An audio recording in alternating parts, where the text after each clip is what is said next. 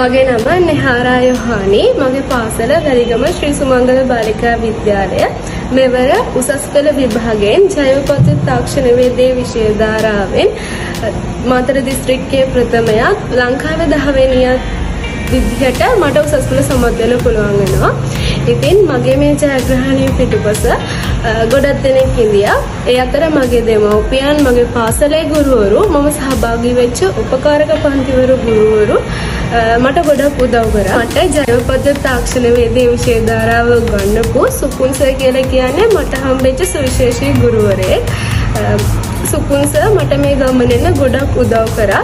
Supun sir හැමදාම කියපු දෙයක් තමයි උසස් පෙළ කියලා කියන්නේ දක්ෂතාවයට අමතරව කැපවීම කියන දේ ගොඩක් ඕන දෙයක් කියලා. ඉතින් සුපුන් සර් අපි පාඩම් කරලා මහන්සි වෙනකොට පන්තියේ වැඩ කරනකොට හැම විශ්වවිද්‍යාලවල වීඩියෝස් එහෙම පෙන්නලා අපිට අපේ අරමුණ මතක් කරලා දුන්නා.